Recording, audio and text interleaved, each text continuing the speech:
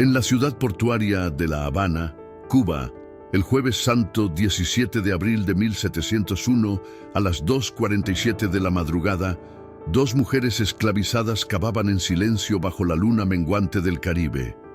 Teresa Mandinga, de 32 años, y Luisa Lucumí, de 28, habían esperado este momento durante exactamente 1273 días. Cada uno de esos días había sido marcado con una pequeña raya invisible en sus corazones, un calendario secreto de dolor que solo ellas podían leer. Lo que comenzó como un pacto susurrado entre dos almas rotas se convertiría en la venganza más meticulosamente calculada que jamás había conocido la isla de Cuba.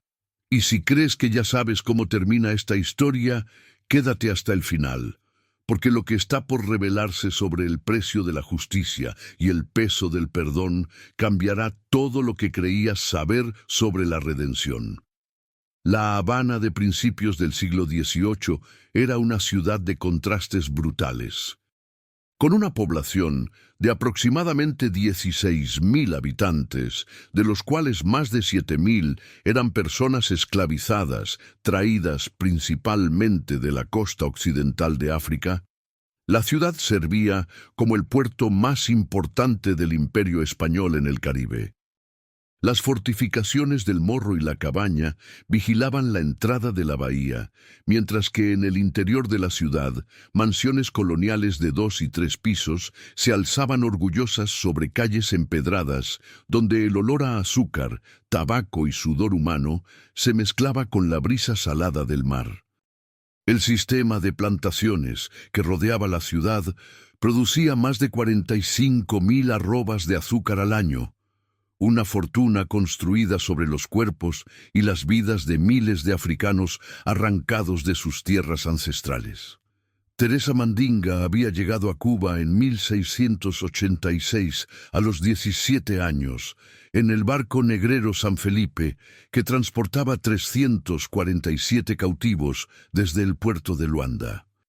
Durante los 53 días de travesía, había visto morir a 82 personas, incluyendo a su madre, Nzinga, quien exhaló su último aliento encadenada en la bodega maloliente, susurrando el nombre de su hija hasta que el silencio la reclamó.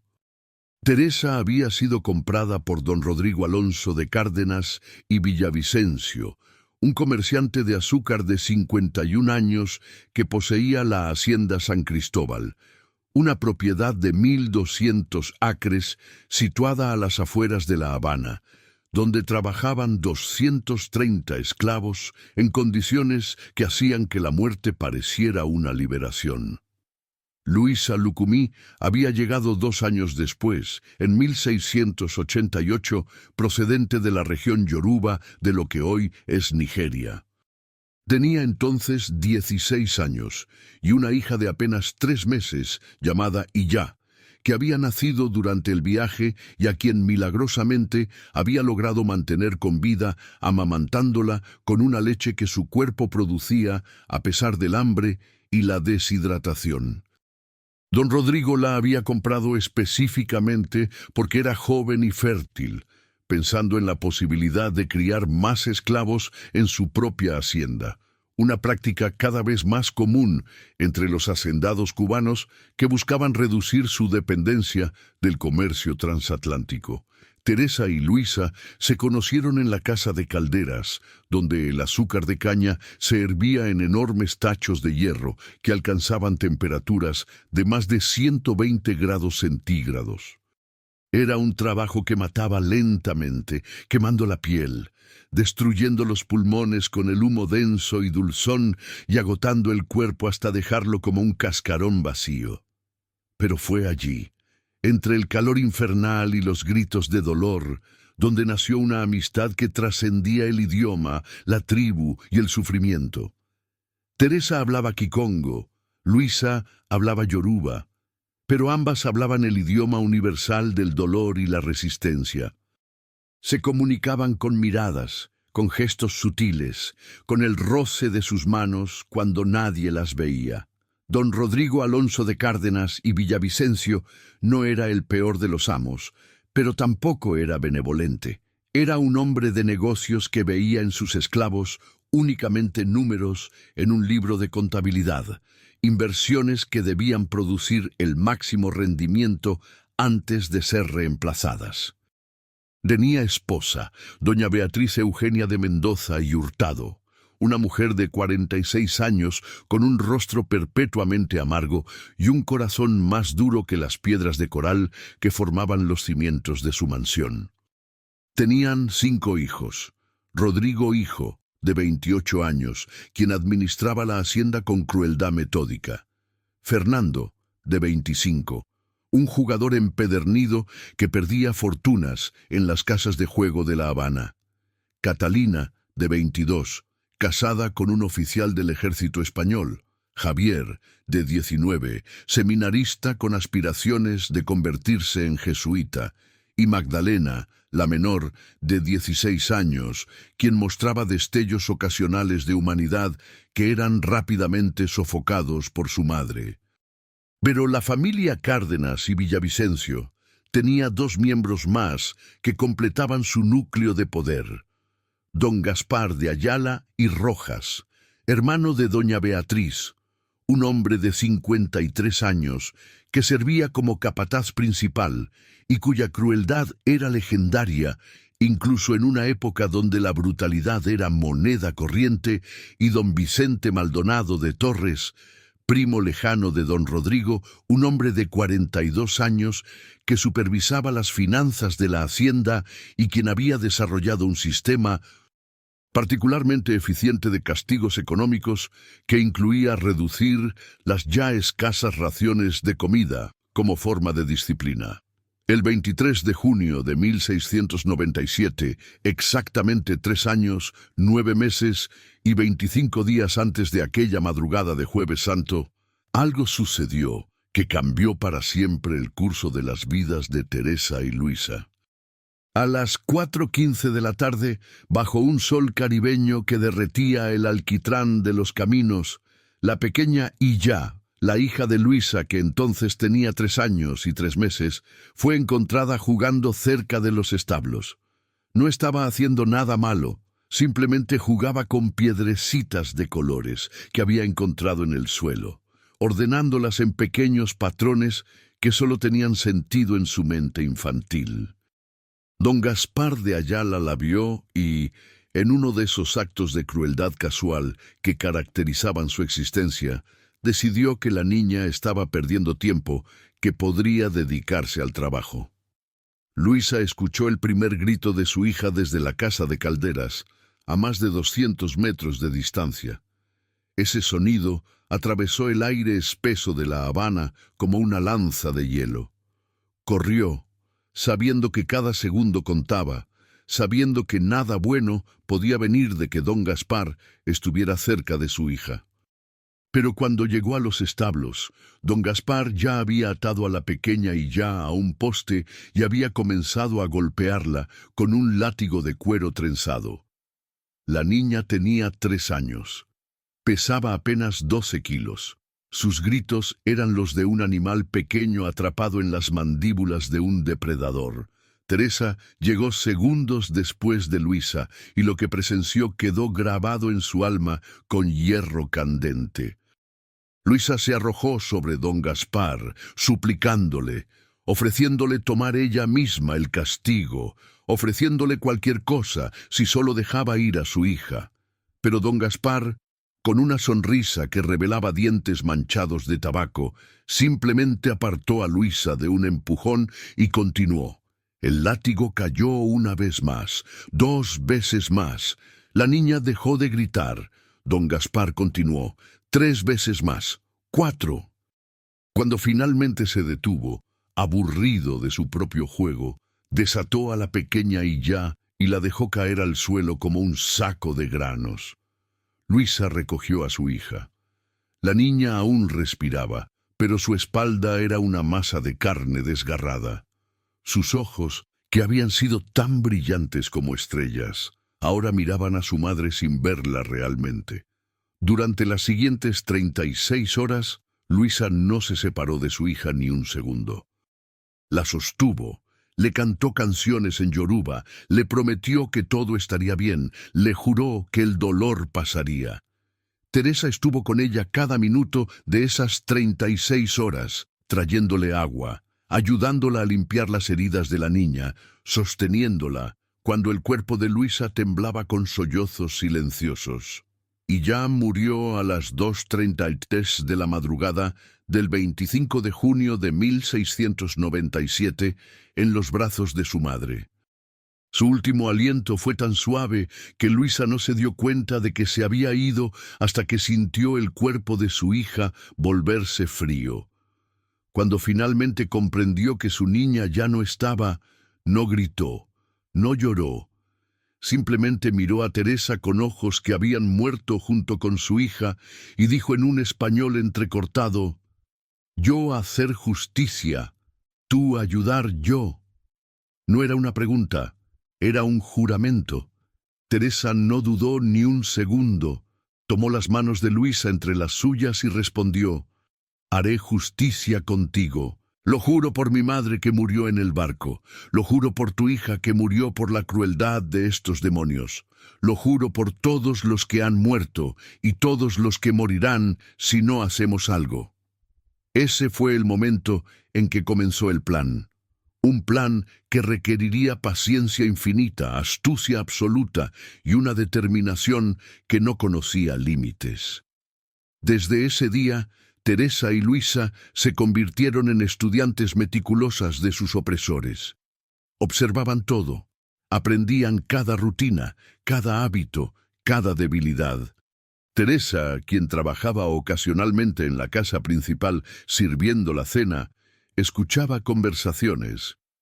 Luisa, quien ahora trabajaba en la lavandería después de que don Gaspar decidiera que era demasiado emocional para seguir en la casa de Calderas, tenía acceso a las ropas sucias que revelaban secretos. Manchas de sangre de enfermedades ocultas, perfumes de amantes clandestinas, documentos olvidados en bolsillos.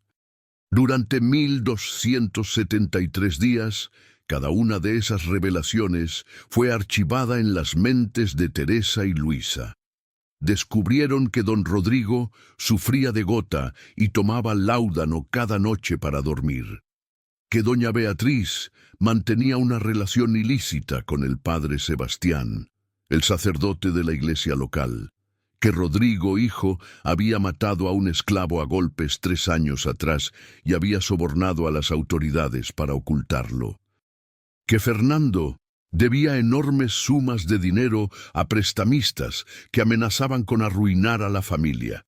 Que don Gaspar tenía un miedo patológico a los espacios cerrados, resultado de haber quedado atrapado en una bodega de barco cuando era niño. Que don Vicente mantenía 2 familias secretas en diferentes barrios de La Habana. Pero más importante que cualquiera de estos secretos era el patrón que Teresa y Luisa identificaron. Cada año, durante la Semana Santa, la familia completa se reunía en la hacienda. Era la única semana del año en que todos estaban presentes simultáneamente, incluyendo a los miembros extendidos como don Gaspar y don Vicente. Era una tradición establecida por el abuelo de don Rodrigo, quien había sido un católico devoto y había insistido en que la familia permaneciera unida durante los días más sagrados del año cristiano. La ironía de celebrar la pasión de Cristo mientras mantenían a cientos de seres humanos en cadenas, aparentemente nunca había cruzado sus mentes.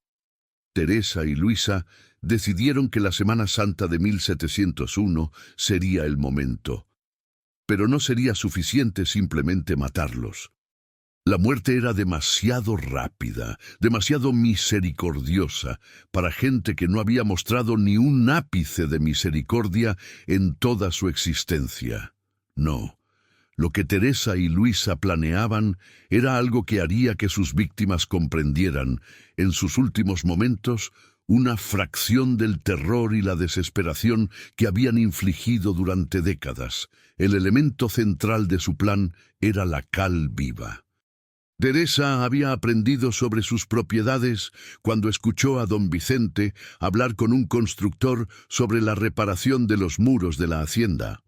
La cal viva, óxido de calcio, era un material común usado en construcción, pero también era increíblemente peligroso. En contacto con agua o humedad generaba una reacción exotérmica violenta que podía alcanzar temperaturas de hasta 500 grados centígrados. Causaba quemaduras químicas severas, destruía tejidos y mataba lentamente, muy lentamente, con un dolor que superaba cualquier tortura conocida.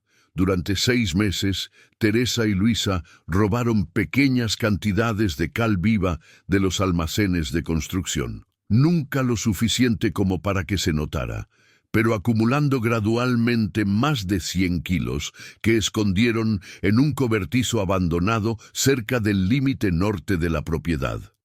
Simultáneamente comenzaron a cavar.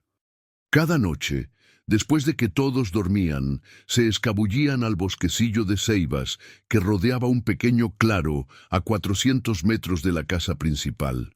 Allí, a la luz de la luna o en la oscuridad absoluta cuando no había luna, cavaban. No era una fosa común, era algo más elaborado, más terrible. Cavaron 7 pozos separados, cada uno de aproximadamente 1,5 metros de profundidad y 1 metro de ancho. Los pozos estaban dispuestos en círculo, separados por apenas 2 metros entre sí. Cada noche, después de cavar, cubrían cuidadosamente los pozos con ramas y hojas, haciendo que el claro pareciera completamente natural. Era un trabajo agotador que dejaba sus manos sangrando y sus cuerpos exhaustos, pero nunca faltaron una sola noche. El dolor físico era nada comparado con el fuego de la venganza que ardía en sus corazones. Hay historias que merecen ser recordadas, no porque sean cómodas, sino porque revelan verdades sobre la naturaleza humana que no podemos ignorar. Si conoces a alguien que necesita escuchar una historia sobre el precio de la crueldad y los límites del perdón, comparte este video ahora mismo. Porque lo que está por suceder en este claro de ceibas en La Habana de 1701 no es solo venganza, es un espejo que refleja lo que hacemos cuando el sistema de justicia falla completamente. El plan requería precisión absoluta en el timing. Durante la Semana Santa, la familia Cárdenas y Villavicencio seguía una rutina estricta. El Jueves Santo, después de la misa de la tarde, cenaban juntos en el gran comedor de la casa principal. Era una cena que duraba horas, con múltiples platos, vino español importado y conversaciones que invariablemente derivaban en discusiones sobre negocios, política y el estado de la hacienda. Después de la cena, don Rodrigo tenía la costumbre de dar un paseo por los terrenos de la hacienda con sus hijos varones y los miembros masculinos extendidos de la familia. Era su momento para hablar de asuntos que no eran apropiados para la mesa, para fumar puros cubanos y beber ron. Teresa y Luisa lo sabían todo, porque lo habían observado durante 3 Semanas Santas anteriores. Sabían que el paseo comenzaba invariablemente entre las 9:30 y las 10:00 de la noche. Sabían que duraba aproximadamente 45 minutos. Sabían que don Rodrigo siempre llevaba la misma ruta, primero hacia los campos de caña del sur, luego hacia los establos del este y finalmente hacia el bosquecillo de ceibas del norte antes de regresar a la casa. Era en ese bosquecillo, lejos de cualquier testigo, donde Teresa y Luisa los estarían esperando. Pero había un problema. Eran solo 2 mujeres contra 7 hombres, varios de los cuales estaban armados. Necesitaban igualar las probabilidades. La solución vino en forma de Juan Carabalí, un esclavo de 45 años que había sido traído de África Oriental y que trabajaba como herrero en la hacienda. Juan había perdido a su esposa y sus 3 hijos, cuando don Rodrigo decidió venderlos a diferentes compradores para pagar las deudas de juego de Fernando. Teresa se acercó a él 6 meses antes de la fecha planeada y con enorme riesgo le reveló el plan. Juan no necesitó ni 5 segundos para decidir. «Cuenten conmigo», dijo simplemente. Juan aportó 2 elementos cruciales al plan: fuerza física y conocimiento de venenos. Como herrero, tenía acceso a diversos materiales tóxicos usados en su oficio. Pero más importante, había aprendido de su abuelo, quien había sido curandero en su aldea en África, sobre venenos naturales derivados de plantas. En Cuba, Juan había identificado varias plantas nativas que podían ser letales o incapacitantes. La más útil para sus propósitos era el manzanillo, un árbol común en el Caribe cuya savia contenía toxinas extremadamente potentes que causaban parálisis muscular sin pérdida de conciencia. Durante 2 meses, Juan extrajo y refinó la savia del manzanillo, creando un concentrado que podía ser absorbido a través de la piel. El plan era simple en concepto, pero requería ejecución perfecta. Impregnarían los puros que don Rodrigo y sus acompañantes fumaban durante su paseo nocturno. Teresa, quien servía la cena y preparaba los puros en el salón de fumar, tendría acceso. Una pequeña cantidad del veneno de Juan, aplicada al tabaco, sería absorbida a través de los labios y las membranas mucosas de la boca. No mataría, pero causaría debilidad muscular severa y desorientación dentro de 15 a 20 minutos. El Jueves Santo de 1701 amaneció con un cielo despejado y una temperatura que prometía alcanzar los 32 grados centígrados al mediodía. Teresa despertó a las 4:30 de la madrugada con el corazón latiendo tan fuerte que temió que alguien pudiera escucharlo. Durante los 1273 días de preparación nunca había dudado. Pero ahora, en el día en que finalmente ejecutarían su plan, sintió algo que no había sentido en años: miedo. No miedo del castigo si los descubrían. Ese miedo había sido su compañero constante durante toda su vida en esclavitud. Este era un miedo diferente. Era el miedo de cruzar una línea que, una vez cruzada, no podría deshacerse.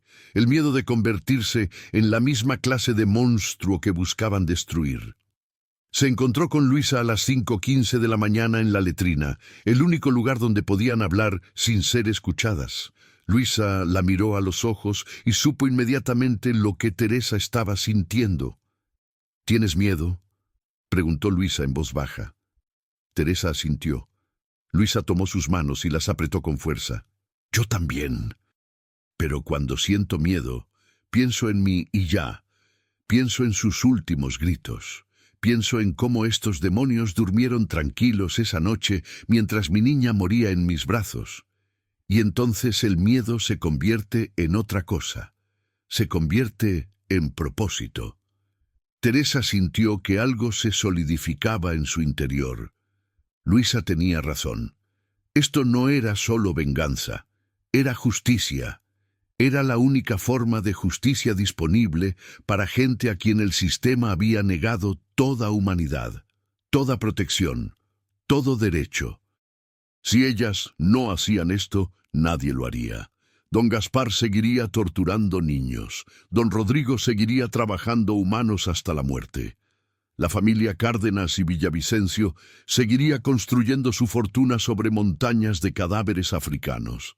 Y todo sería perfectamente legal bajo las leyes de España y la bendición de la Iglesia Católica.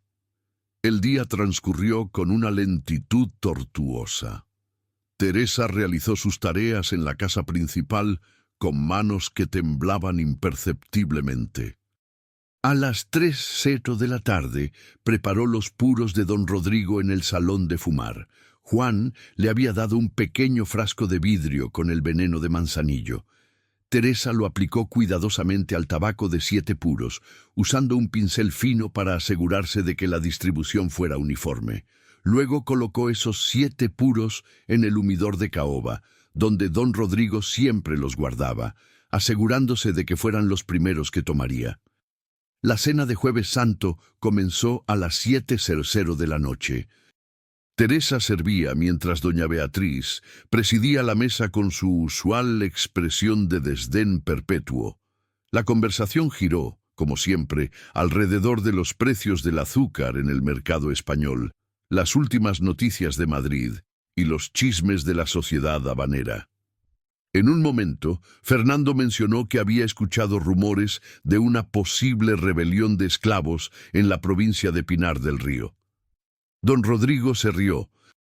Los negros no tienen la inteligencia ni el coraje para organizar algo así, dijo, mientras se limpiaba los labios con una servilleta de lino bordado. Son como animales, útiles para el trabajo, pero incapaces de pensamiento complejo. Teresa, parada a menos de 2 metros de distancia sosteniendo una jarra de vino, sintió que la furia ardía en su estómago como ácido, pero mantuvo su expresión perfectamente neutra, sus ojos bajos, su postura sumisa. Era una actuación que había perfeccionado durante 15 años. Solo unas pocas horas más y don Rodrigo aprendería exactamente cuán capaz de pensamiento complejo podía ser una mujer negra. La cena terminó a las 9:17 de la noche.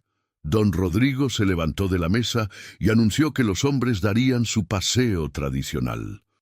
Rodrigo hijo, Fernando, Javier, don Gaspar, don Vicente y también don Gustavo Mendoza y Solís, otro primo que había llegado esa tarde y que nadie había anticipado, se levantaron para acompañarlo. 7 hombres. Exactamente el número de pozos que Teresa y Luisa habían cavado. Era como si el destino mismo hubiera conspirado para hacer que el plan funcionara. Teresa les sirvió coñac en el salón de fumar mientras esperaban que don Rodrigo trajera los puros. Su corazón latía tan fuerte que estaba segura de que todos podían escucharlo. Don Rodrigo abrió el humidor de caoba, tomó los 7 puros que Teresa había preparado y los distribuyó entre los hombres. A las 9:34 de la noche, los 7 hombres encendieron sus puros y salieron de la casa hacia los terrenos de la hacienda. Teresa corrió hacia la cocina donde Luisa y Juan la esperaban. Los 3 salieron por la puerta trasera y se movieron rápidamente a través de las sombras hacia el bosquecillo de ceibas. Llegaron al claro a las 9:48. Durante los siguientes minutos, trabajaron con velocidad y silencio perfecto, descubriendo los 7 pozos y colocando junto a cada uno un saco que contenía aproximadamente 15 kilos de cal viva. Luego se escondieron entre los árboles y esperaron. Don Rodrigo y su grupo llegaron al claro a las 10:12 de la noche.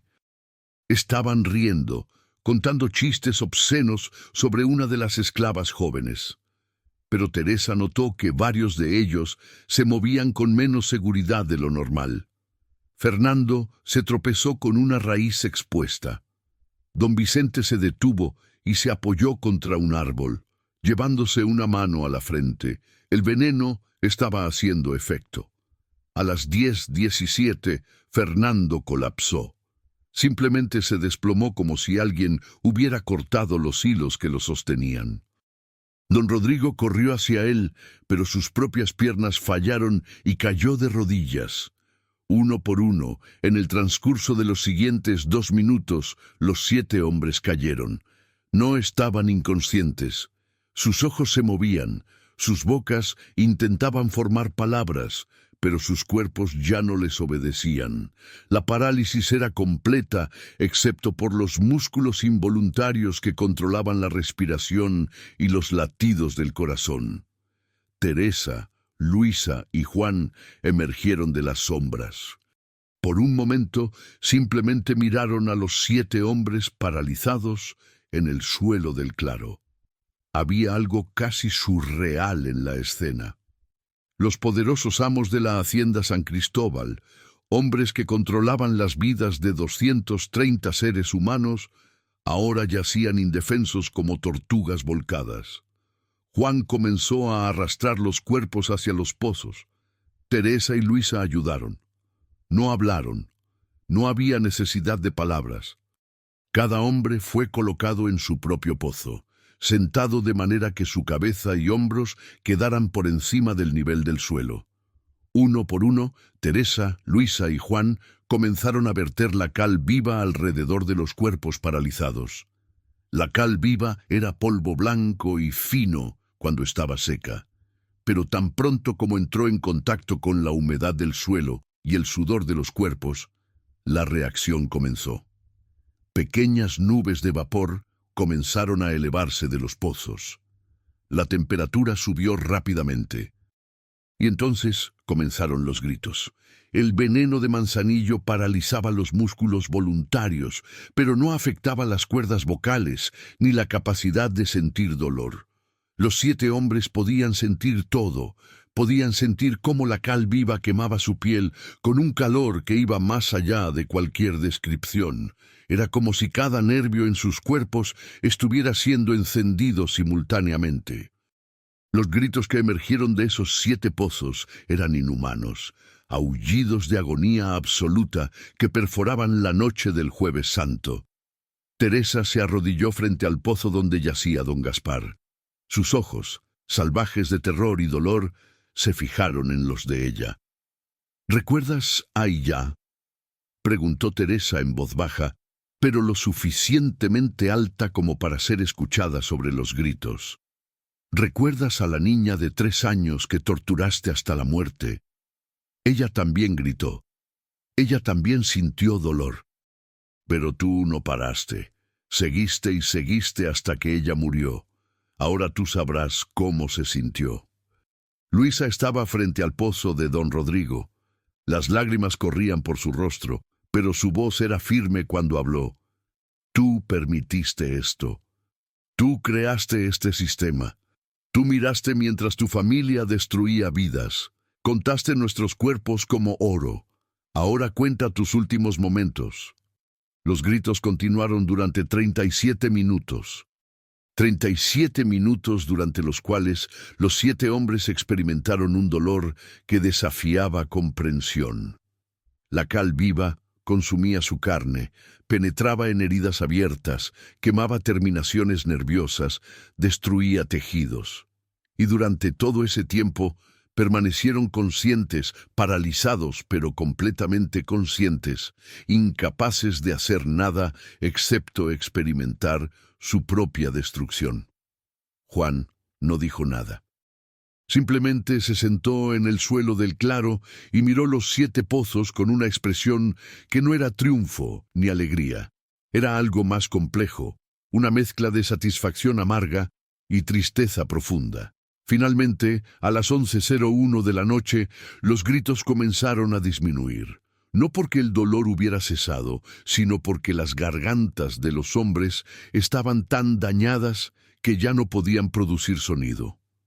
A las 11:23, don Vicente dejó de respirar. Su muerte fue silenciosa, solo un último jadeo antes de que sus ojos se fijaran en un punto distante. Fernando fue el siguiente, a las 11:31. Luego Javier a las 11:38. Don Gustavo a las 11:44. Rodrigo hijo a las 11:52. Don Gaspar, quien había sido el más fuerte físicamente, resistió hasta las 11:58, sus ojos fijos en Luisa hasta el último segundo, como si intentara transmitir algún mensaje que nunca podría articular. Don Rodrigo fue el último. A las 12:04 de la madrugada del Viernes Santo todavía respiraba. Sus labios se movían, intentando formar palabras. Teresa se acercó y se arrodilló junto al pozo. Podía escuchar su susurro áspero. ¿Por qué? Era todo lo que podía decir. ¿Por qué? ¿Por qué? Teresa lo miró directamente a los ojos cuando respondió. Porque pudimos. Porque tuvimos que hacerlo. Porque nadie más lo haría. porque cada grito que diste esta noche es un grito que nosotros hemos estado dando durante siglos y que tú nunca escuchaste. Ahora mueres sabiendo que no eres un dios. Eres solo un hombre mortal y cruel que finalmente pagó por lo que hizo. Don Rodrigo murió a las 12:09 de la madrugada. Sus últimas palabras, susurradas tan bajito que Teresa apenas las escuchó, fueron «perdón». Pero era demasiado tarde para el perdón. Demasiado tarde por 1000 veces. Demasiado tarde. Teresa, Luisa y Juan trabajaron en silencio durante las siguientes 3 horas. Llenaron completamente los 7 pozos con tierra, apisonándola cuidadosamente para que el suelo quedara nivelado con el resto del claro. Luego esparcieron hojas, ramas y restos de vegetación sobre la tierra removida hasta que el lugar parecía completamente inalterado. A las 3:27 de la madrugada del Viernes Santo, el bosquecillo de ceibas guardaba su secreto bajo la luz plateada de la luna menguante. Regresaron a los barracones de esclavos por rutas separadas, asegurándose de que nadie los viera juntos. Teresa llegó a su catre a las 3:54 y se acostó sin siquiera quitarse la ropa. Cerró los ojos, pero no durmió. No podía dormir. Cada vez que cerraba los ojos, veía los rostros de los 7 hombres en sus últimos momentos. Veía sus ojos llenos de terror. Escuchaba sus gritos que aún resonaban en sus oídos como campanas de iglesia que nunca dejaban de repicar. Había imaginado que sentiría triunfo, satisfacción, o al menos cierre emocional. Pero lo que sentía era mucho más complejo. Era una mezcla de justicia cumplida y horror por lo que había hecho. Era la comprensión de que había cruzado una línea que la separaba para siempre de la persona que había sido. Teresa Mandinga, quien había llegado a Cuba a los 17 años con sueños de simplemente sobrevivir, ahora era una asesina. No importaba que sus víctimas fueran monstruos. No importaba que lo que había hecho fuera la única forma de justicia disponible. El hecho permanecía. Había matado a 7 hombres de la manera más brutal imaginable. Luisa, en su propio catre a 3 metros de distancia, tampoco dormía. Sus ojos estaban abiertos, mirando al techo de paja del barracón. Pensaba en Illa. Pensaba en los últimos momentos de su hija, en cómo la había sostenido mientras moría, en cómo había jurado que haría justicia. Bueno, la justicia estaba hecha. Don Gaspar había pagado por lo que le hizo a Illa, pero ese pago no devolvía a su hija, no borraba el dolor, no curaba la herida que nunca cicatrizaría en su corazón. La venganza era como beber veneno esperando que la otra persona muriera, excepto que en este caso la otra persona sí había muerto, pero el veneno seguía en su sistema, quemando desde adentro. El Viernes Santo amaneció con una luz gris y pesada. A las 5:30 de la mañana, cuando los esclavos fueron despertados para sus tareas diarias, ya había confusión en la casa principal. Don Rodrigo y los 6 hombres que lo habían acompañado en su paseo nocturno no habían regresado. Doña Beatriz estaba frenética. Había esperado toda la noche, caminando por los salones de la mansión con creciente preocupación. Al principio había asumido que los hombres simplemente se habían quedado en algún lugar bebiendo y fumando, perdiendo la noción del tiempo. Pero cuando el amanecer llegó sin señales de ellos, supo que algo estaba terriblemente mal. A las 6:15 de la mañana, doña Beatriz ordenó que todos los esclavos de la hacienda fueran reunidos en el patio central. 230 hombres, mujeres y niños fueron obligados a formar filas mientras el nuevo capataz temporal, un hombre llamado Sebastián Ruiz, que había sido ascendido en ausencia de don Gaspar, los interrogaba. ¿Había alguien visto a don Rodrigo y su grupo? ¿Había alguien escuchado algo durante la noche? ¿Sabía alguien algo sobre su desaparición? Teresa y Luisa permanecieron perfectamente quietas, con expresiones de confusión apropiada en sus rostros. Habían ensayado este momento durante meses. Sabían exactamente cómo reaccionar, qué decir, cómo comportarse. Cuando Sebastián Ruiz las interrogó directamente, Teresa respondió en un español tembloroso. «No, señor. Yo estuve en casa principal sirviendo cena. Después yo volver barracón, no ver nada». Luisa simplemente negó con la cabeza, sus ojos bajos, proyectando la sumisión perfecta que se esperaba de una mujer esclavizada. Durante los siguientes 3 días, la hacienda San Cristóbal fue puesta patas arriba en la búsqueda de los hombres desaparecidos. Grupos de búsqueda peinaron cada metro de la propiedad. Los campos de caña fueron inspeccionados. Los establos fueron revisados. Incluso el bosquecillo de ceibas fue examinado, pero nadie pensó en cavar bajo el suelo aparentemente inalterado del claro. ¿Por qué lo harían? No había señales de tierra removida, no había evidencia de nada inusual. El Sábado Santo, las autoridades coloniales de La Habana fueron notificadas.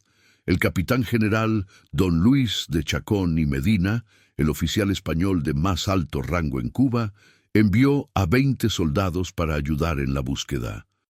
Interrogaron a todos los esclavos nuevamente, esta vez con métodos más brutales. 5 hombres fueron azotados en un intento de extraer información que no existía. Una mujer fue encerrada en el cepo durante 18 horas bajo el sol abrasador del Caribe. Pero nadie sabía nada porque nadie había visto nada. Teresa observaba todo esto con un rostro cuidadosamente neutral, pero por dentro sentía una nueva capa de horror agregarse a la que ya cargaba. Gente inocente estaba siendo torturada por un crimen que ella había cometido. Hombres y mujeres que no tenían nada que ver con lo que había sucedido en el bosquecillo estaban sufriendo. Quería gritar, quería confesar, quería detener el sufrimiento de los inocentes. Pero no podía. Confesar significaría no solo su propia muerte, sino también la de Luisa y Juan, y probablemente la muerte de docenas de otros esclavos en represalia. El sistema estaba diseñado de tal manera que incluso la justicia creaba más injusticia. El domingo de resurrección llegó sin respuestas. Una misa especial fue celebrada en la capilla de la hacienda, presidida por el padre Sebastián, quien pidió oraciones por la seguridad de don Rodrigo y los hombres desaparecidos. Doña Beatriz, vestida de negro a pesar de que oficialmente no estaba de luto porque no había certeza de muerte, sollozaba en el primer banco. Sus hijas la acompañaban, igualmente devastadas. Magdalena, la menor, miraba a su alrededor con ojos enrojecidos, buscando alguna explicación en los rostros de los esclavos que llenaban la parte trasera de la capilla. Teresa estaba de pie en la última fila, entre Luisa y otras mujeres esclavizadas. Escuchaba al padre Sebastián hablar sobre resurrección y vida eterna, sobre cómo Cristo había vencido a la muerte y ofrecía salvación a todos los que creyeran. Las palabras sonaban huecas en sus oídos. ¿Dónde estaba la salvación para Illá, quien había muerto a los 3 años bajo el látigo de don Gaspar? ¿Dónde estaba la resurrección para su madre Nzinga, quien había muerto encadenada en la bodega de un barco negrero? ¿Dónde estaba la vida eterna para los millones de africanos que habían sido arrancados de sus tierras, transportados como ganado, trabajados hasta la muerte y enterrados en tumbas sin marcar? Después de la misa, mientras la multitud salía de la capilla, Magdalena de Cárdenas se acercó a Teresa. Era la primera vez que la joven la miraba directamente a los ojos. «Tú», dijo Magdalena con voz temblorosa, «tú serviste a mi padre esa noche. Fuiste una de las últimas personas en verlo. No notaste nada extraño. No viste nada inusual». Teresa mantuvo su expresión perfectamente neutral cuando respondió. «No, señorita. Todo normal. Don Rodrigo estar feliz, él tomar puro y salir con otros señores. Eso ser todo, llover. Era técnicamente cierto. Todo había sido normal hasta que los puros envenenados hicieron efecto. Magdalena estudió el rostro de Teresa durante un largo momento. Había algo en los ojos de la joven, un destello de inteligencia y quizás incluso empatía que la separaba del resto de su familia. Finalmente, asintió lentamente y se alejó. Pero Teresa sintió que algo había pasado en ese breve intercambio. Magdalena sospechaba algo, aunque no podía saber qué exactamente. Las semanas se convirtieron en meses. La búsqueda de los 7 hombres desaparecidos continuó, pero con intensidad decreciente. Sin cuerpos, sin testigos, sin evidencia de ningún tipo, no había forma de resolver el misterio. Las teorías abundaban. Algunos decían que habían sido atacados por piratas que operaban en la costa. Otros especulaban que habían sido víctimas de una banda de esclavos cimarrones que vivían en las montañas. Hubo incluso rumores de que habían sido secuestrados por autoridades coloniales rivales como parte de alguna conspiración política compleja. La verdad, por supuesto, era mucho más simple y mucho más terrible. Yacía enterrada en 7 pozos, en un claro de ceibas, donde la cal viva había convertido los cuerpos en poco más que polvo y huesos frágiles. La naturaleza estaba reclamando el lugar. Nuevas plantas crecían sobre la tierra que había sido removida. Insectos y pequeños animales hacían sus hogares en el suelo enriquecido. El bosquecillo no mostraba señales de la atrocidad que había presenciado. Teresa, Luisa y Juan nunca hablaron de lo que habían hecho, ni siquiera entre ellos. No había necesidad. El conocimiento compartido era suficiente, pero cada uno de ellos cargaba el peso de manera diferente. Juan se volvió más silencioso, más retraído. Trabajaba en su herrería con una intensidad casi maniática, como si mantener sus manos ocupadas pudiera mantener su mente alejada de lo que había hecho. Perdió peso. Sus ojos desarrollaron una cualidad distante, como si estuviera mirando algo que nadie más podía ver. Luisa se sumergió en su trabajo en la lavandería con una dedicación que bordeaba lo obsesivo. Lavaba ropa desde antes del amanecer hasta después del anochecer, frotando telas hasta que sus manos sangraban. Pero por las noches, cuando finalmente se acostaba en su catre, lloraba silenciosamente. Teresa, quien dormía cerca, podía escuchar sus sollozos ahogados. A veces quería levantarse y consolarla. Pero, ¿qué consuelo podía ofrecer? ¿Qué palabras podían sanar heridas que iban más allá de la carne? Teresa misma descubrió que el acto de venganza no había traído el cierre que esperaba. En cambio, había abierto nuevas heridas. Se encontraba pensando en los 7 hombres constantemente. No con remordimiento exactamente, sino con una comprensión terrible de que ella se había convertido en la cosa que más odiaba, alguien que infligía sufrimiento deliberadamente. Sí, sus víctimas habían sido monstruos. Sí, lo que había hecho era justicia en un sistema que no ofrecía ninguna otra forma de justicia. Pero eso no cambiaba el hecho fundamental de que había escuchado gritos de agonía durante 37 minutos y no había hecho nada para detenerlos. En junio de 1701, exactamente 4 años después de la muerte de Illá, algo cambió en la hacienda San Cristóbal. Doña Beatriz, quien había manejado la propiedad en ausencia de su esposo con mano de hierro, sufrió un colapso nervioso. Las presiones de administrar la hacienda, combinadas con el dolor de no saber qué le había sucedido a su esposo, sus hijos y su hermano, finalmente la quebraron. Fue internada en un convento en La Habana donde, según los rumores, pasaba sus días rezando obsesivamente y hablando con fantasmas que solo ella podía ver. Magdalena de Cárdenas ahora la única miembro adulta y cuerda de la familia, asumió el control de la hacienda. Tenía solo 17 años, pero demostró una madurez sorprendente. Una de sus primeras acciones fue convocar a todos los esclavos de la propiedad a una reunión en el patio central.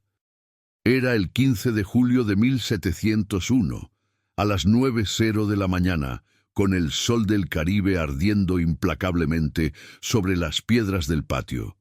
Magdalena se paró frente a las 230 personas que técnicamente poseía y habló con una voz que temblaba ligeramente, pero era clara. Sé que muchos de ustedes sufrieron bajo el gobierno de mi familia. Sé que hubo crueldades. Sé que hubo injusticias. No puedo deshacer el pasado, pero puedo cambiar el futuro. A partir de hoy, no habrá más azotes en esta hacienda. No habrá más castigos físicos. Cualquiera que desee comprar su libertad puede hacerlo a un precio justo, pagadero en trabajo durante 5 años. Cualquier niño nacido en esta propiedad será libre al cumplir 18 años. El silencio que siguió a su anuncio era tan denso que se podía cortar con un cuchillo. Nadie sabía cómo reaccionar. ¿Era esto real? ¿Era una trampa? ¿Podía confiarse en la hija de don Rodrigo? Teresa estudió el rostro de Magdalena cuidadosamente. Vio algo allí que la sorprendió. Sinceridad genuina mezclada con culpa profunda.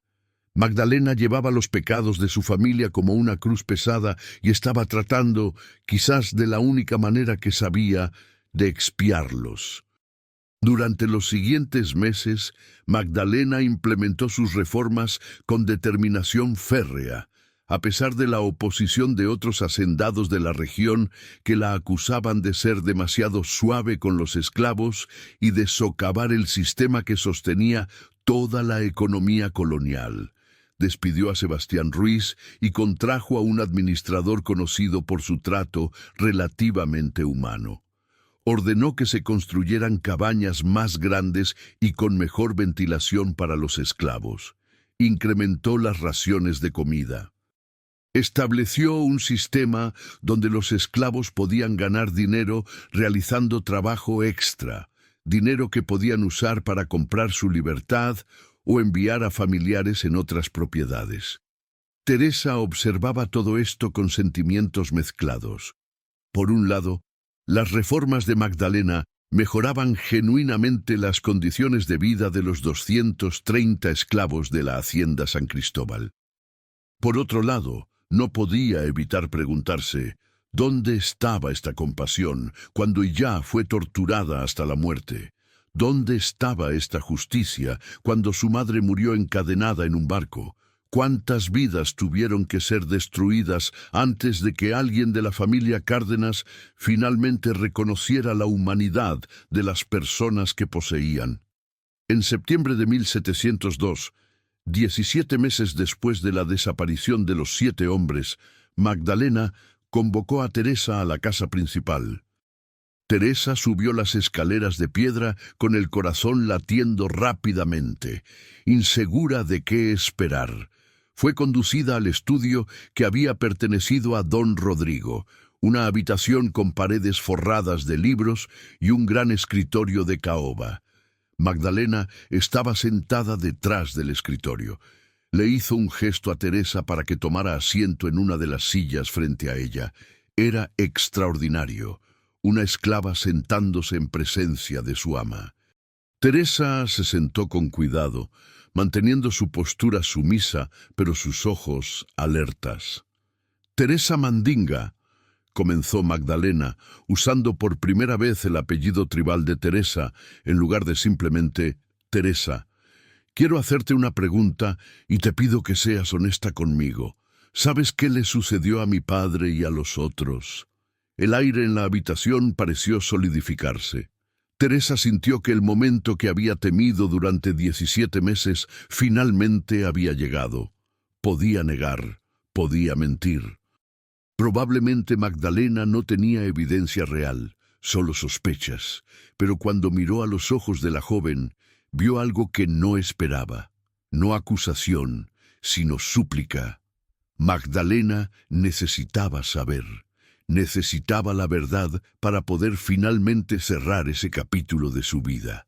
Teresa tomó una respiración profunda y tomó una decisión que cambiaría el resto de su existencia. Sí, dijo simplemente, yo saber. Magdalena cerró los ojos por un momento, como si absorbiera el golpe físico de la confirmación. Cuando los abrió nuevamente, había lágrimas en ellos, pero su voz era firme. ¿Los mataste tú? Yo y otros dos, admitió Teresa. Por justicia, por Illá, la hija de 3 años que don Gaspar torturara hasta muerte. Por mi madre que morir en barco negrero. Por todos los que sufrir y morir bajo tu familia. Esperaba furia. Esperaba que Magdalena llamara a los guardias, que ordenara su arresto y ejecución. Pero en cambio, Magdalena simplemente asintió lentamente. Y ya, repitió. Recuerdo a esa niña. Tenía yo 13 años cuando murió. Recuerdo escuchar sus gritos. Recuerdo que mi tío Gaspar se rió durante la cena esa noche, contando lo que había hecho como si fuera una anécdota divertida. Recuerdo que sentí náuseas, pero no dije nada porque tenía miedo. Siempre tuve miedo de mi familia. Magdalena se levantó y caminó hacia la ventana que daba al patio. Permaneció allí durante un largo momento, mirando hacia afuera. Finalmente, sin volverse, habló. ¿Sufrieron? ¿Mi padre y los otros sufrieron cuando murieron? Teresa consideró mentir, consideró ofrecer algún tipo de consuelo, pero le debía a Magdalena la verdad. Sí, sufrir mucho, como Illá sufrir, como miles sufrir bajo ellos. Magdalena asintió nuevamente, aún sin volverse. Bien, dijo en voz baja. Entonces hubo al menos algo de justicia en este mundo después de todo. Se volvió para mirar a Teresa directamente. Te voy a dar tu libertad. No porque crea que lo que hiciste estuvo bien, sino porque entiendo por qué lo hiciste. El sistema que mi familia perpetuó, el sistema que yo heredé, es malvado. Es una abominación ante Dios, y si tú buscaste justicia de la única manera que te quedaba, entonces, ¿quién soy yo para juzgarte? Teresa sintió que algo se rompía dentro de ella. Habían sido lágrimas que no había llorado en años, quizás décadas. Brotaron de sus ojos en ríos silenciosos. No querer libertad, si venir de culpa. No querer caridad. No es caridad, respondió Magdalena firmemente.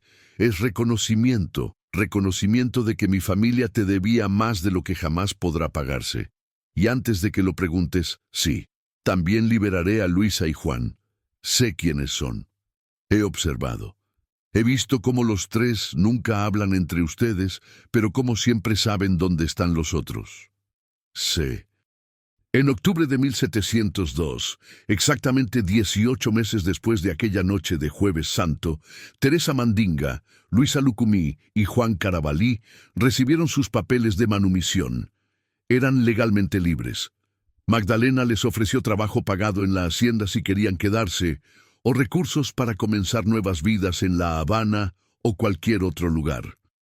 Teresa decidió quedarse en la Hacienda San Cristóbal, no por lealtad a la familia Cárdenas, sino porque sentía que tenía trabajo por hacer. Con su nueva libertad y el salario que ahora ganaba, comenzó a organizar secretamente una red de ayuda para esclavos fugitivos. La hacienda, bajo el gobierno más laxo de Magdalena, se convirtió en un punto de tránsito en la ruta hacia los palenques de las montañas, comunidades de cimarrones donde los esclavos fugitivos vivían libres. Luisa también se quedó, pero su razón era diferente. Cada noche caminaba al bosquecillo de ceibas y se sentaba en el claro donde yacían enterrados los 7 hombres.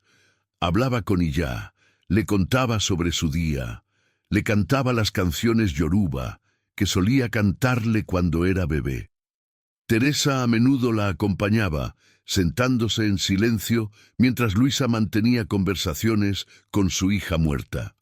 Era su forma de sanar. o al menos su forma de intentarlo. Juan, en cambio, eligió irse. Tomó sus papeles de manumisión y sus ahorros y se marchó a Santiago de Cuba, donde estableció su propia herrería. Antes de partir, en diciembre de 1702, se reunió con Teresa y Luisa una última vez en el claro del bosquecillo. «No me arrepiento de lo que hicimos», dijo mirando el suelo donde yacían los cuerpos. «Pero tampoco puedo vivir con ello. Necesito estar en un lugar donde no tenga que ver este claro todos los días, donde no tenga que recordar sus gritos cada vez que cierro los ojos». Ustedes entienden, ¿verdad? Teresa y Luisa entendían perfectamente. Cada uno procesaba la culpa y el trauma de maneras diferentes. Para Juan, eso significaba distancia física. Para Luisa, significaba proximidad y ritual. Para Teresa, significaba acción y propósito. Durante los siguientes años, Teresa ayudó a docenas de esclavos a escapar hacia la libertad. Usaba su posición en la hacienda para identificar a aquellos que estaban en mayor peligro, aquellos que estaban siendo abusados por otros hacendados de la región. Los introducía en la red clandestina de rutas de escape que conectaba las plantaciones de la costa con los palenques de las montañas. Era trabajo peligroso. Si la descubrían, su libertad sería revocada y probablemente sería ejecutada como ejemplo. Magdalena sabía lo que Teresa estaba haciendo. No podía no saberlo.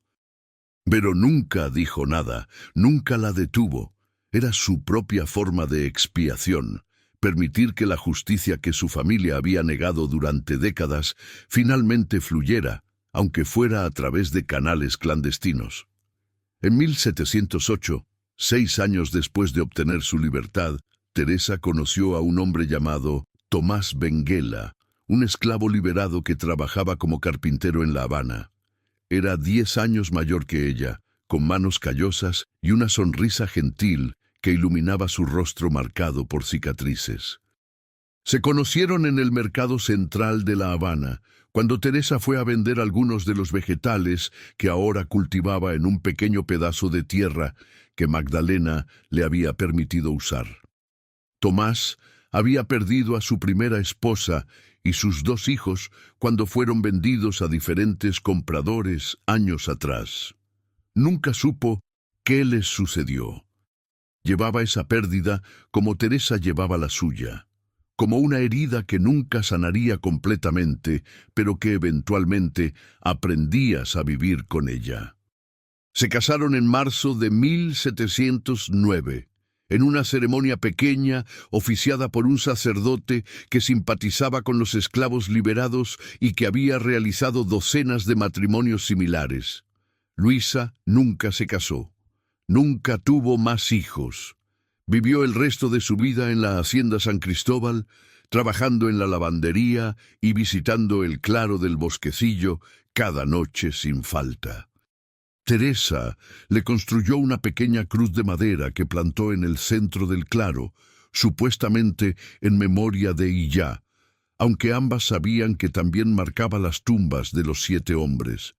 Era un recordatorio constante de que la justicia y la venganza, el bien y el mal, no siempre eran conceptos claramente separados. En 1715, 13 años después de obtener su libertad, Teresa tuvo una hija. La llamó Nzinga, en honor a su madre. Era una niña hermosa, con ojos grandes y curiosos, que parecían absorber todo el mundo. Cuando Teresa la sostenía, sentía una mezcla abrumadora de amor y terror. Amor, porque finalmente tenía una familia propia. Terror, porque sabía, con certeza absoluta, que haría cualquier cosa para proteger a esta niña. Cualquier cosa. Incluso las cosas terribles que había jurado nunca volver a hacer. Comprendió entonces, con una claridad dolorosa, algo sobre Luisa que no había comprendido completamente antes. Entendió la locura desesperada que viene con la maternidad, la forma en que transforma cada instinto, cada pensamiento, cada acción. Entendió por qué Luisa había estado dispuesta a pasar años planeando una venganza brutal. Porque cuando alguien lastima a tu hijo, algo fundamental cambia en tu alma. La civilización, la moralidad, las reglas de la sociedad, todo eso se vuelve secundario al instinto primario de protección. Magdalena de Cárdenas nunca se casó. Dedicó su vida a reformar la Hacienda San Cristóbal y eventualmente a abogar por cambios más amplios en el sistema esclavista cubano. Escribió cartas a las autoridades coloniales argumentando que la esclavitud era no solo inmoral, sino también económicamente ineficiente. Sus cartas fueron ignoradas. Escribió al rey de España pidiendo reformas. Su petición fue archivada sin respuesta, pero no se rindió. En 1720, Magdalena tomó la decisión más radical de su vida. Comenzó a liberar a todos los esclavos de su hacienda, no gradualmente sino en masa. Ofreció a cada uno la opción de quedarse como trabajadores pagados o irse con suficientes recursos para comenzar nuevas vidas. De los 187 esclavos que quedaban en la propiedad, muchos habían muerto en los años intermedios y algunos habían comprado su libertad.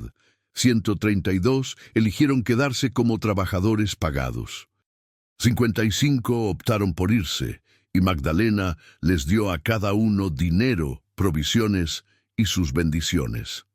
La decisión la convirtió en paria entre la aristocracia habanera. Fue denunciada desde los púlpitos, acusada de traición a su clase, amenazada por otros hacendados que temían que su ejemplo se extendiera. Pero Magdalena se mantuvo firme. Mi familia construyó su fortuna sobre cadáveres, les dijo a sus detractores. No continuaré ese legado. Prefiero morir pobre y con la conciencia limpia que rica y manchada de sangre. Teresa estaba presente el día que Magdalena anunció su decisión a los esclavos de la hacienda. Vio la incredulidad en sus rostros, la forma en que no podían creer que esto realmente estuviera sucediendo. Vio a hombres y mujeres de 60, 70 años, personas que habían nacido en esclavitud y asumido que morirían en esclavitud, llorando cuando recibieron sus papeles de manumisión. Era hermoso y desgarrador al mismo tiempo. Hermoso porque la libertad finalmente llegaba. Desgarrador porque había llegado demasiado tarde para tantos. Esa noche, Teresa y Luisa caminaron juntas al bosquecillo de Ceibas por última vez. Se sentaron en el claro donde, 19 años antes, habían enterrado a 7 hombres en cal viva. La cruz de madera que Teresa había construido todavía estaba allí, aunque ahora estaba cubierta de musgo y plantas trepadoras. ¿Valió la pena?, preguntó Luisa. Era la primera vez en 19 años que hablaban directamente sobre lo que habían hecho. Teresa pensó largo tiempo antes de responder. No lo sé, dijo finalmente. Hicimos justicia, pero esa justicia nos costó pedazos de nuestras almas. Matamos a monstruos, pero nos convertimos en monstruos en el proceso, aunque solo fuera por una noche. Magdalena está haciendo ahora lo que debería haberse hecho hace décadas, pero eso no devuelve a ella. No devuelve a mi madre. No devuelve a ninguno de los miles que murieron. Entonces, ¿nos arrepentimos?, preguntó Luisa. Teresa miró a su amiga, esta mujer que había caminado a través del infierno a su lado. No, dijo, no me arrepiento. Haría lo mismo otra vez si tuviera que hacerlo, pero eso no significa que esté orgullosa de ello. Hay una diferencia entre hacer lo necesario y hacer lo correcto.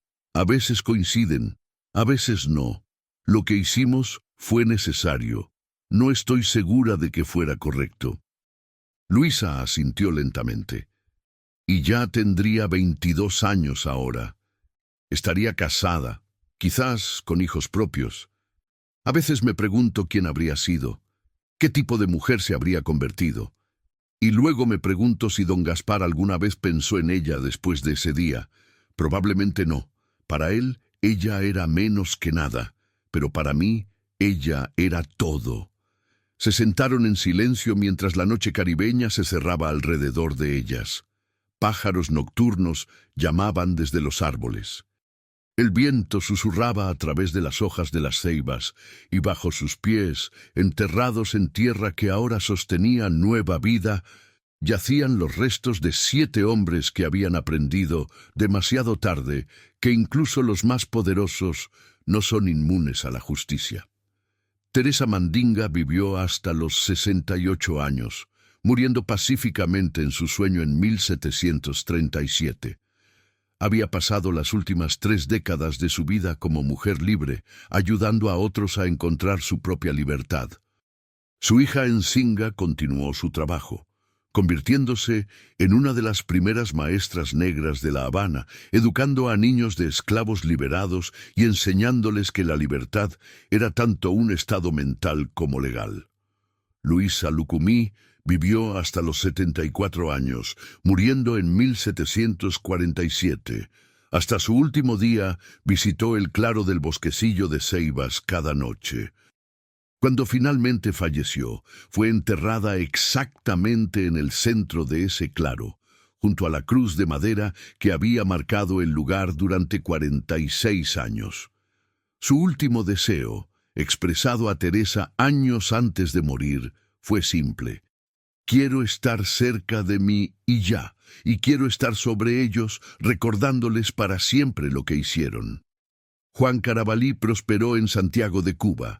Su herrería se convirtió en una de las más respetadas de la región.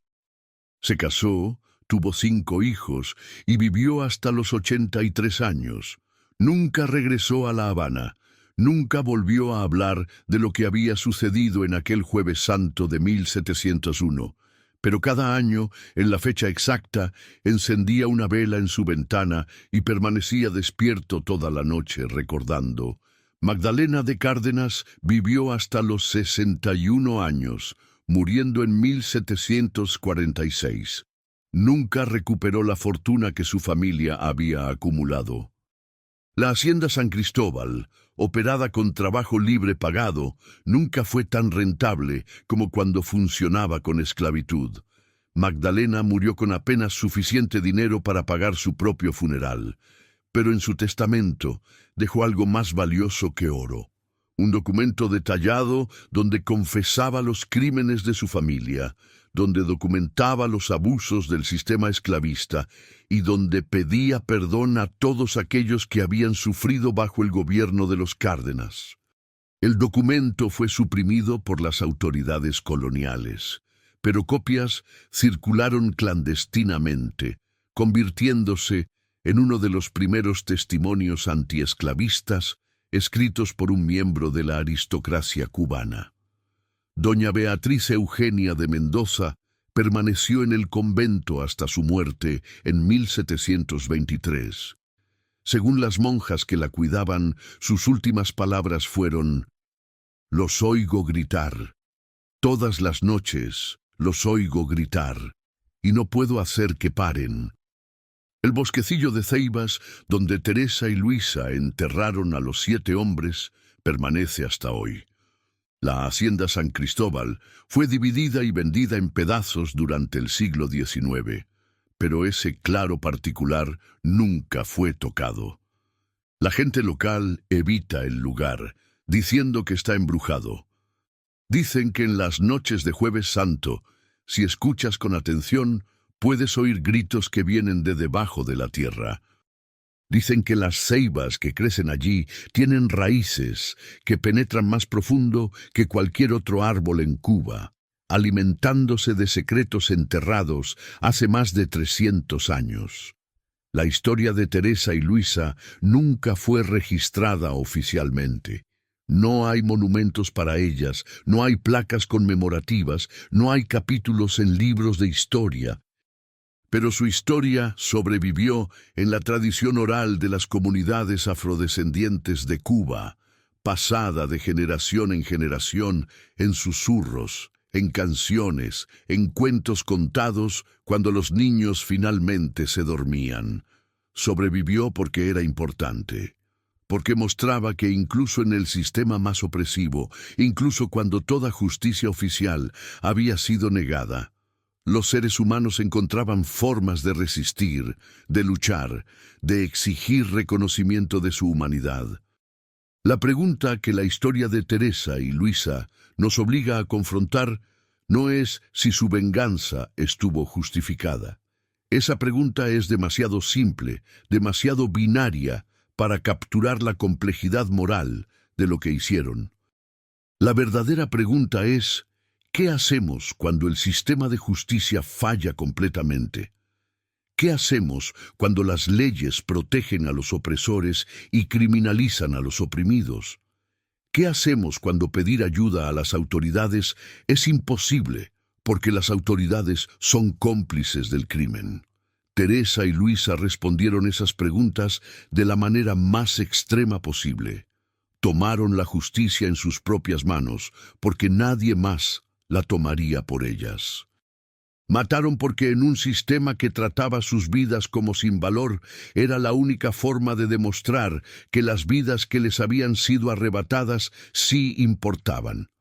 Fue terrible, fue brutal, pero en el contexto de un sistema infinitamente más terrible y brutal, fue su forma de gritar al universo: existimos, nuestro dolor importa, y no desapareceremos silenciosamente en la noche. La esclavitud en Cuba no terminó hasta 1886, 185 años después de aquella noche de Jueves Santo en 1701. Durante esos 185 años, cientos de miles de personas más fueron esclavizadas, trabajadas hasta la muerte, separadas de sus familias y enterradas en tumbas sin marcar.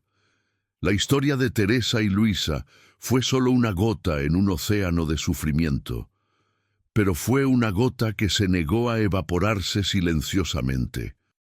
Fue una gota que dejó una mancha permanente, un recordatorio de que la resistencia siempre fue posible, incluso cuando parecía imposible. Si esta historia te ha conmovido, si te ha hecho reflexionar sobre la naturaleza de la justicia y el precio del perdón, compártela con quienes necesitan recordar que la historia no fue escrita solo por los poderosos. Fue escrita también por los que resistieron, los que lucharon, los que se negaron a aceptar que sus vidas no tenían valor. Dale like si crees que estas historias merecen ser contadas y suscríbete al canal para seguir descubriendo las voces que la historia oficial intentó silenciar, pero que el corazón humano nunca olvidará. En los momentos más oscuros de la historia, cuando la crueldad parecía reinar absoluta, siempre hubo quienes se negaron a aceptar esa oscuridad como inevitable. Teresa y Luisa no fueron heroínas perfectas. Fueron seres humanos imperfectos que hicieron cosas terribles en respuesta a cosas aún más terribles, pero fueron, a su manera, símbolos de algo indestructible, la dignidad humana que ningún sistema, por brutal que sea, puede completamente extinguir. El claro en el bosquecillo de ceibas permanece, las raíces crecen profundo, y los secretos enterrados allí continúan susurrando su verdad eterna, que la justicia demorada no es justicia negada si aquellos que la buscan se niegan a rendirse, que el perdón es complejo y personal y que nadie tiene derecho a exigirlo de quienes han sufrido lo imperdonable, y que la memoria de aquellos que sufrieron y aquellos que lucharon, es la única forma de asegurar que los horrores del pasado no se repitan en el futuro. Esta fue la historia de Teresa Mandinga y Luisa Lucumí, dos mujeres que el mundo olvidó, pero que se negaron a olvidar. Y mientras alguien recuerde, mientras alguien cuente sus historias, ellas nunca morirán realmente.